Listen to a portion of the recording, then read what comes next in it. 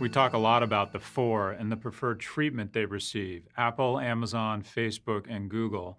By Wall Street, our government, and our society, we engage in a gross idolatry of innovators that has reached a tipping point.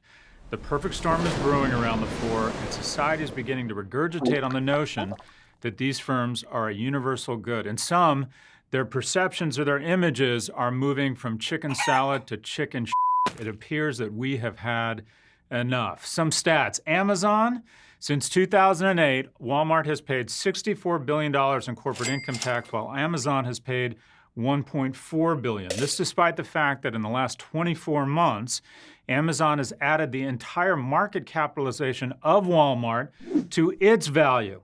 The most uncomfortable question in business, in my view, is how do we pay our soldiers, firefighters, and teachers if a firm can ascend to $460 billion in value, fifth most in the world, without paying any meaningful corporate taxes? And now mayors are tripping over each other, throwing tax breaks and abatements to get Amazon to open their second headquarters in their city. Every mayor wants to detonate a prosperity bomb in the city square. However, what's more likely to happen is an Olympic-like bidding intoxication where there's a lot of high fives and celebration for 12 months, followed by years of economic analysis and hangover that this was a bad deal. What should Amazon do?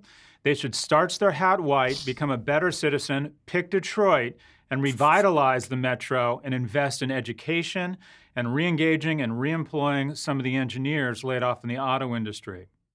Apple, we have our religion. Our new Jesus Christ is Steve Jobs.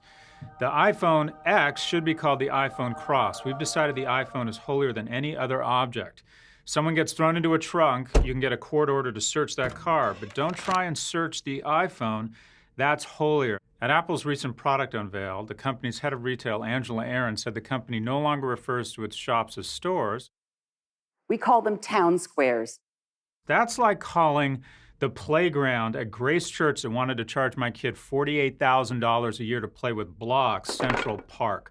What bullshit. This company is the most profitable firm in the world, and they deserve that, but they have decided that privacy laws no longer apply to them. Facebook, arguably the most successful media company of the last 20 years, has simply put become Putin's bitch. They need to overcorrect and take responsibility, and thus far, the response has been underwhelming, with the social platform citing concerns about censorship and saying they can't be an arbiter of truth. This isn't about censorship.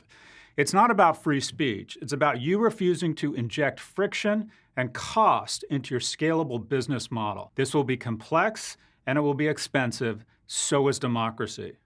Google, the search engine, enjoys 90% plus share of search across many of its largest markets, and search is now a bigger business than the entire ad market of any nation with the exception of the US. Are we comfortable with one for-profit entity getting to decide the answers to 90% of the queries posed to our modern god, search?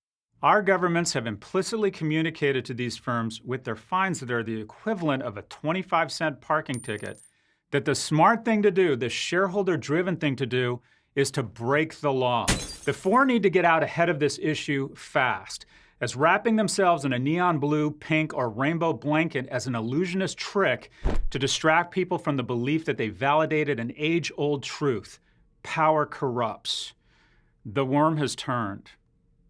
We'll see you next week.